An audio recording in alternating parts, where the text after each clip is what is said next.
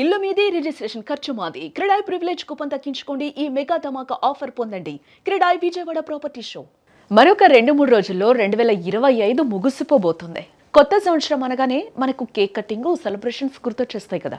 కానీ 2026 సంవత్సరం కేవలం క్యాలెండర్ మార్పు మాత్రమే కాదు, మన జేబు మీద పెను ప్రభావం చూపించే మార్పులను వెంట తీసుకొస్తోంది. అవును, జనవరి 1, 2026 నుంచి మన దేశంలో బ్యాంకింగ్, రేషన్, గ్యాస్, లోన్స్, రైతుల స్కీమ్స్ ఇలా మొత్తం 10 రకాల కొత్త రూల్స్ అమల్లోకి రాబోతూ ఉన్నాయి. వీటి గురించి తెలియకపోతే మీరు నష్టపోయే ప్రమాదం ఉంది. మరి ఆ మార్పులేంటి అనేది ఈ వీడియోలో క్లియర్గా తెలుసుకుందాం.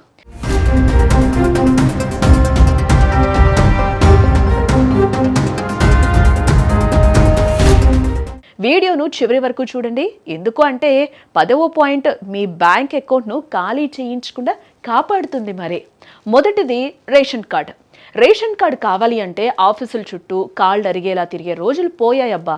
2026 నుంచి కేంద్రం తెస్తున్న కొత్త సిస్టమ్ ప్రకారం మీరు ఇంట్లో కూర్చొని స్మార్ట్ ఫోన్లో రేషన్ కార్డుకు అప్లై చేసుకోవచ్చు. దళారుల ప్రమేయం లేదు, లంచాల బాధ లేదు. పల్లెటూరి రైతులకు, సామాన్యులకు ఇది నిజంగా పెద్ద రిలీఫ్ కదా. నెక్స్ట్, రైతులకి అడవి భరోసా.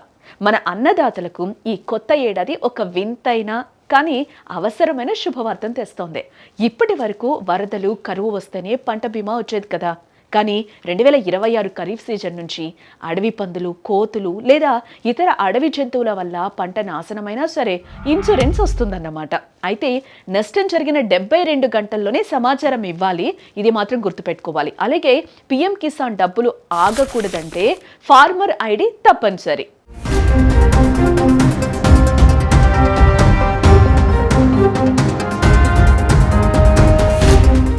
బ్యాంక్ లోన్ చిటికెలో.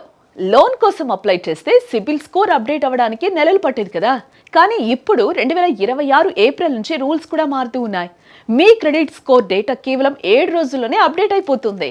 అంటే మీ రికార్డ్ బాగుంటే లోన్ శాంక్షన్ అవ్వడం ఇక ఫాస్ట్ అన్నమాట. అయ్యో, టీచర్లకు డుమ్మా కష్టమే. ప్రభుత్వ బడుల్లో చదువును గాడిలో పెట్టేందుకు ప్రభుత్వం సీరియస్ అయ్యింది. ఇకపై రిజిస్టర్లో సంతకం చేసి వెళ్ళిపోతామంటే కుదరదు. టీచర్లకు డిజిటల్ అటెండెన్స్ వస్తోంది, బయోమెట్రిక్ ఉంటుంది. కాబట్టి ఇక పిల్లలకు చదువు గ్యారంటీ అన్నమాట. 5వది వచ్చి పిల్లల చేతిలో ఫోన్ ఉంటే డేంజరే. ఇది పేరెంట్స్ అందరూ కూడా అలర్ట్ అవ్వాల్సిన విషయం. ఇది ఎక్కడ కూడా స్కిప్ అవ్వకుండా చివరి వరకు వీడియో మీరు చూడాలి. 16 ఏళ్లలోపు పిల్లలు సోషల్ మీడియా వాడకంపై ప్రభుత్వం ఉక్కుపాదం మోపబోతోందట. ఆస్ట్రేలియా తరహాలోనే మన దగ్గర కూడా ఇన్స్టా, ఫేస్బుక్ వాడకంపై కఠిన ఆంక్షలు రాబోతూ ఉన్నాయి. 2026లో డిజిటల్ పేరెంటింగ్ సీరియస్ కాబోతోంది. 6వది వచ్చి వంటింటికి చల్లని వార్త. ప్రతి నెల 1వ తేదీ గ్యాస్ ధరల కోసం గుండె దడదడలాడుతుంది కదా. అయితే జనవరి 1, 2026 నాడు గుడ్ న్యూస్ వచ్చే ఛాన్స్ కనిపిస్తోంది. కమర్షియల్ గ్యాస్ ధరలు తగ్గుముఖం పట్టడంతో డొమెస్టిక్ గ్యాస్ సిలిండర్ ధరలు కూడా తగ్గి మధ్యతరగతి ఉపశమనం లభించవచ్చని మార్కెట్ వర్గాలు కూడా ఇక్కడ చెప్తూ ఉన్నాయన్నమాట. 7వది గవర్నమెంట్ ఉద్యోగులకు జాక్పాట్. కేంద్ర ప్రభుత్వం ఉద్యోగాలు ఎప్పుడెప్పుడా అని చూస్తున్న 8వ వేతన సంఘం సిఫార్సులు 2026లో అమలయ్యే ఛాన్స్ ఉంది.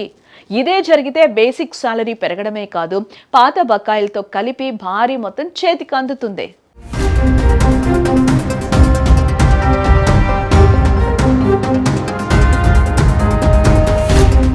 8వది కార్లకు చీప్ ఇంధనం. మీ దగ్గర కారు ఉందా? అయితే వినండి. ప్రభుత్వం తీసుకుంటున్న కొత్త గ్యాస్ జోనింగ్ పాలసీ వల్ల CNG మరియు PNG ధరలు తగ్గే అవకాశం ఉంది. పెట్రోల్ బాధ నుంచి తప్పించుకోవడానికి ఇది వాహనదారులకు మంచి ఆప్షన్ కదా.